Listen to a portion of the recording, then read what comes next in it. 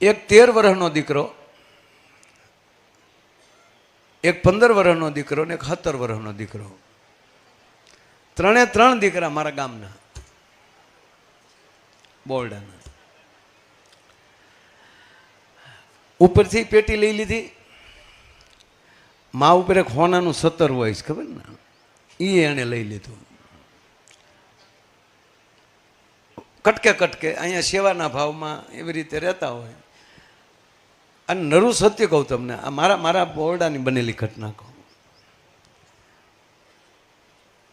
એ ત્રણેય નાના, હજી અબૂધ બાળકો, કાંઈ 17 વર્ષ એ કાંઈ મોટી ઉંમર ન કહેવાય ને, વાપરણ જોતું હોય એટલે એ અવારનવાર કોઈ ચાંદીની વસ્તુ કાવું જે કાંઈ હાથમાં આવે એ તળાજા વેચી આવે.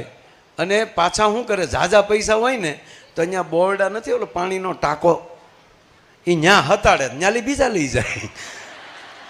ઘેરે તો લઈ જાય નહીં, ઘરના માવતર મારે કે તમારી પાસે પૈસા આવ્યા ક્યાંથી, એટલે ઘરે દેખાડાય નહીં, મૂળ બાળક બુદ્ધિમાં. સાહેબ એમાં એક દીકરાને ડાઘ મળ્યા નીકળવા, અને દીકરાને સફેદ ડાઘ મળ્યા થોડા થોડા નીકળવા, અને વોમિન થાય. એ દીકરો અહીંયા આવ્યો 17 વર્ષનો.